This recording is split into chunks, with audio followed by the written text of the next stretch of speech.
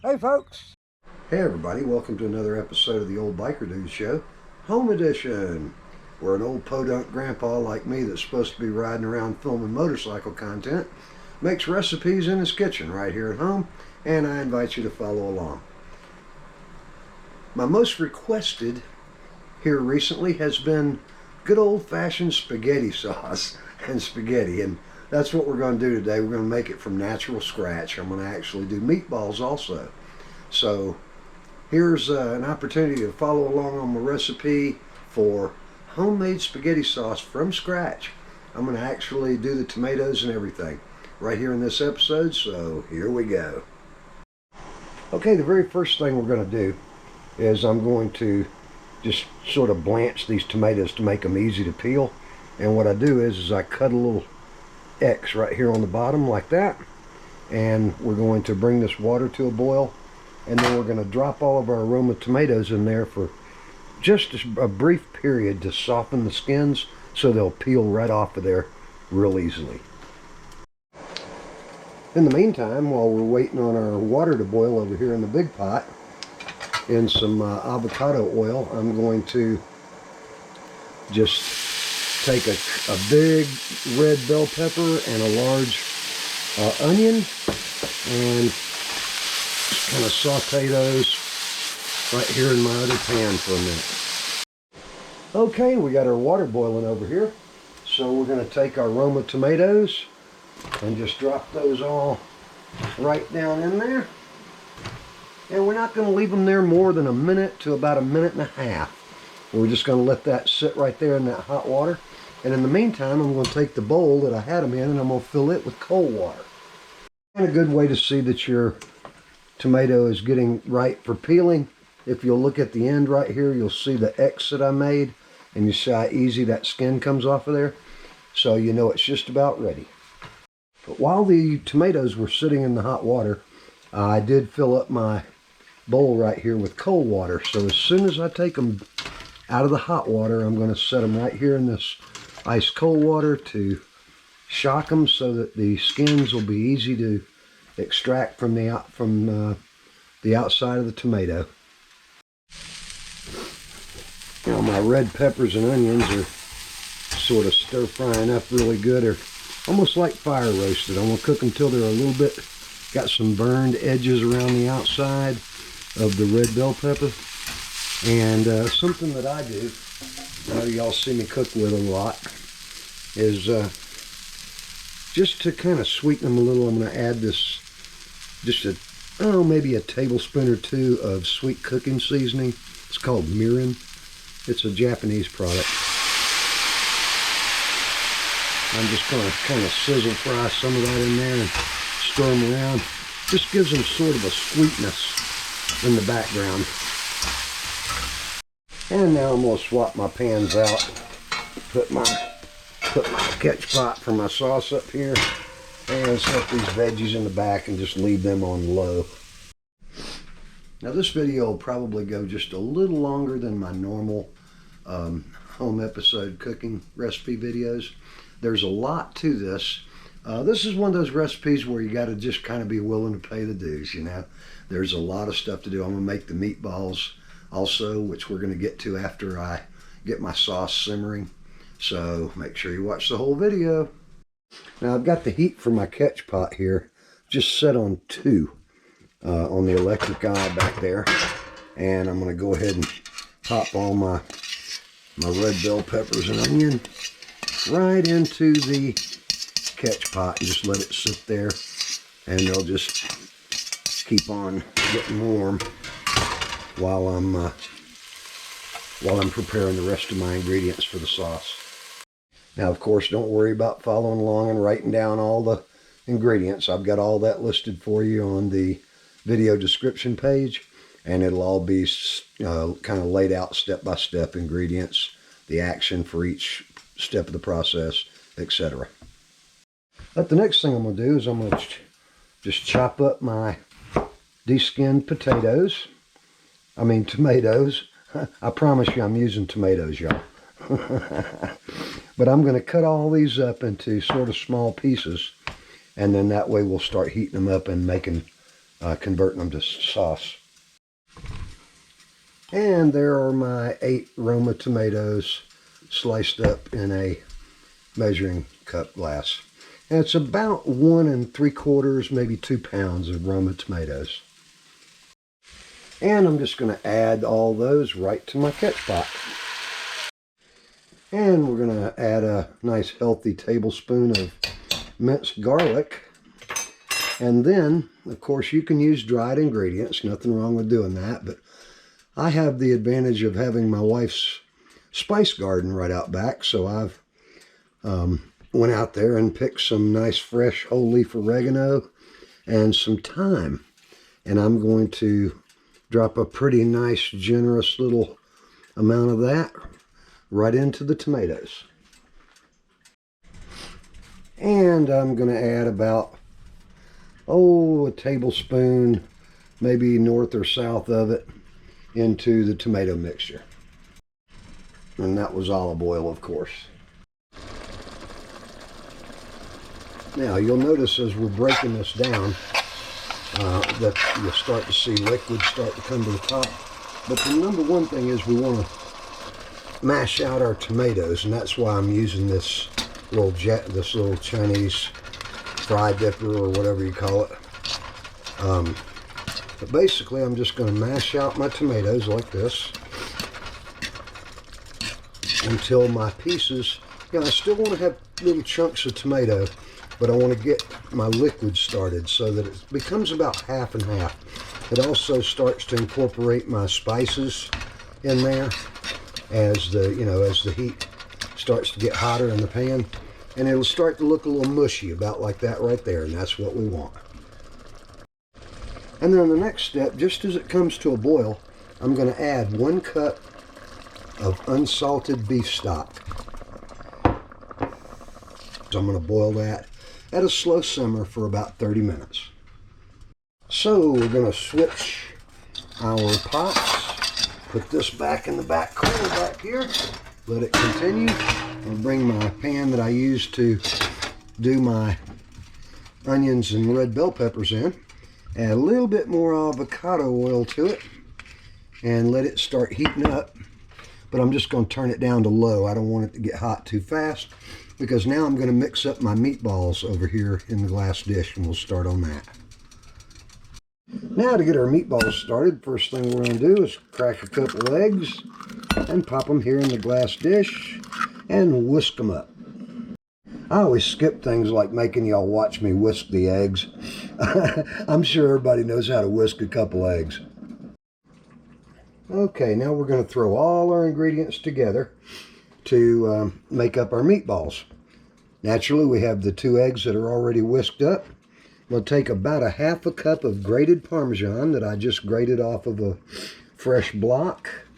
I've also got a little bit of the leftover oregano and thyme that I had from getting out of the spice garden. Of course, you can use dry ingredients, and in that case I would do about a half a teaspoon of each. There's a half a cup of breadcrumbs, Italian breadcrumbs. I'm going to put about, maybe a half a teaspoon of onion powder, a little bit of garlic salt, a little bit of garlic powder. I'm also going to add about a 1/4 cup of milk, or half and half actually. Not much at all. And some pepper. And it does call for salt, but I'm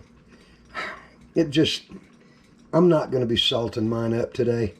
I believe I'm going to get enough flavor out of the raw tomatoes and everything in my sauce to make up for that. And then once I have all those dried ingredients sort of mixed with my milk and egg mixture, I'm going to add in 1 pound of mild Italian sausage and a pound of ground shuck. And there we go. And then we're going to mix all that together and form our meatballs. There's no good substitute for this, folks.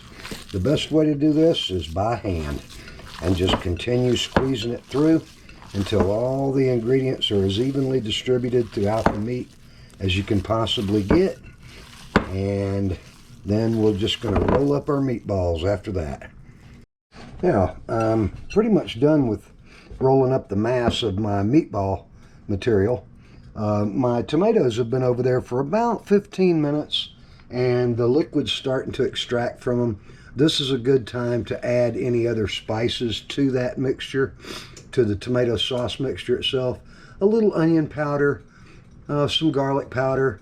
As I mentioned, I've got fresh spices in there, but you know, if you're making this at home, you may just have the dried stuff.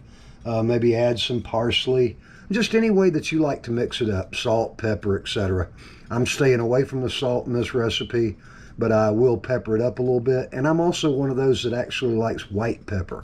If you prefer white pepper, you can use it. There's just a lot of ways you can, you know, adjust this recipe around.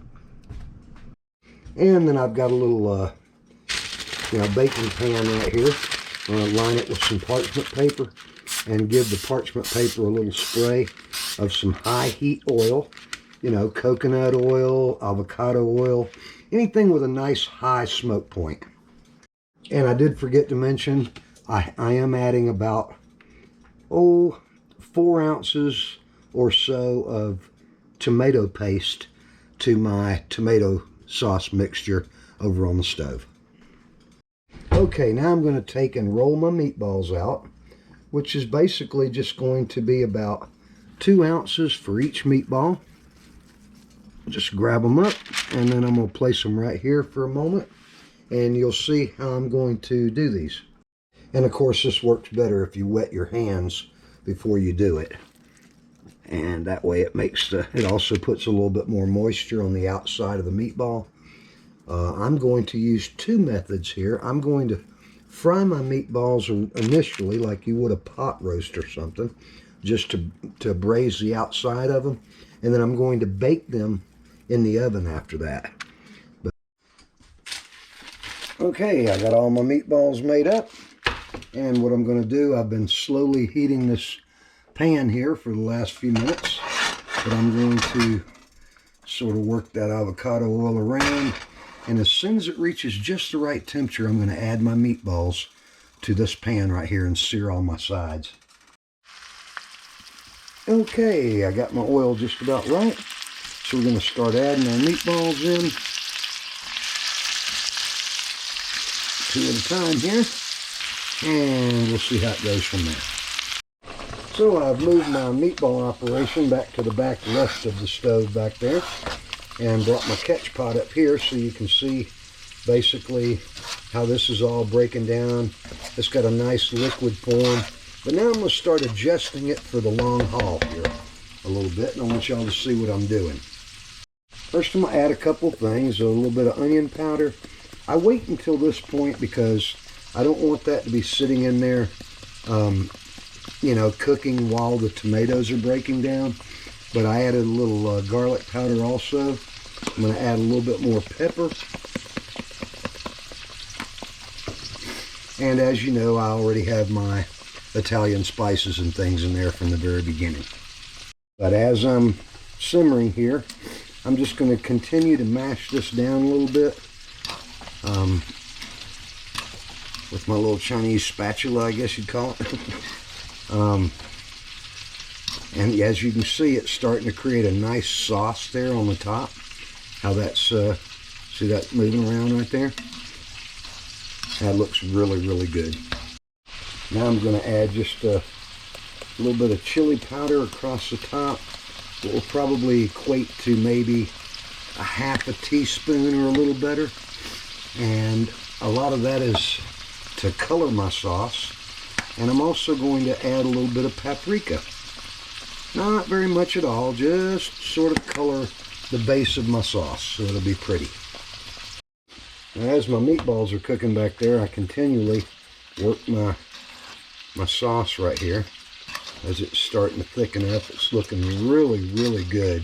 A lot of times I question myself when I add the broth to my sauces because I worry about it being too thin. But I sort of like a little runny tomato sauce that scoots off to the side from my spaghetti and also kind of works as a dip for my meatballs.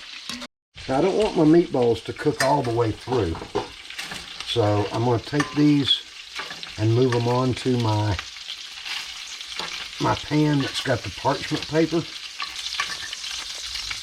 And then I'm going to fry up about 12 more that I had left over. I was going to freeze those, but I decided I'm going to go ahead and make them. And if they don't get eaten, then I'll freeze them.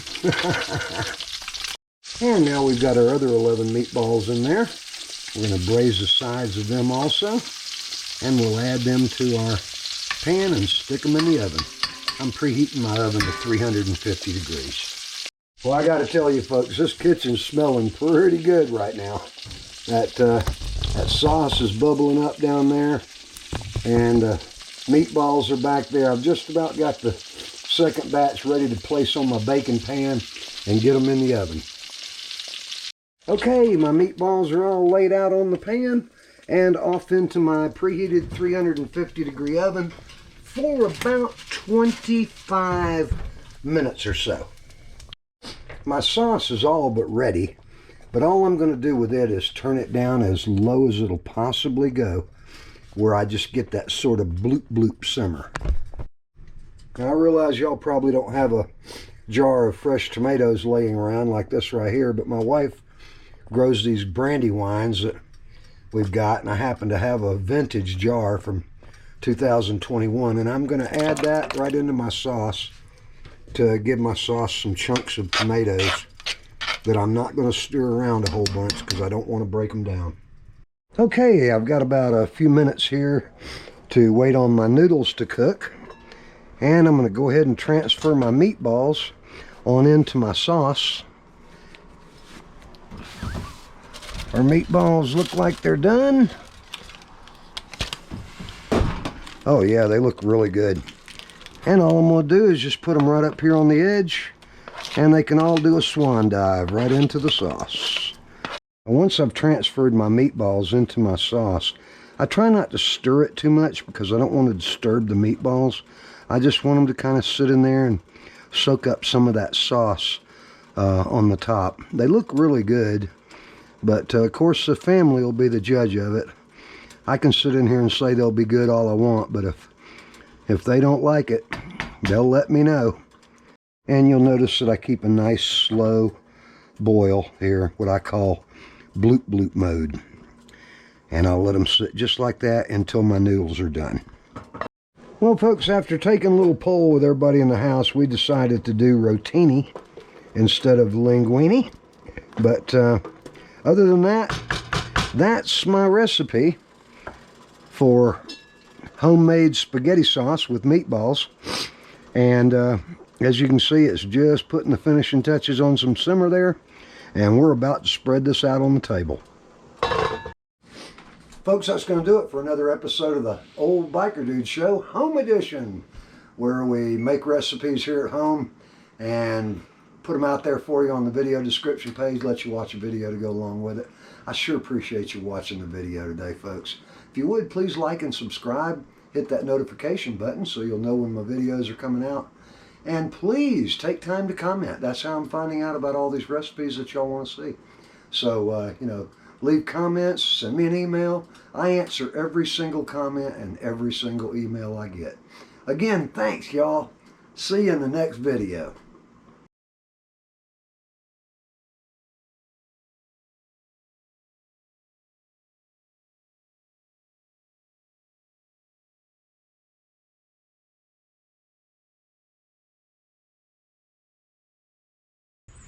I'm an old biker dude, man.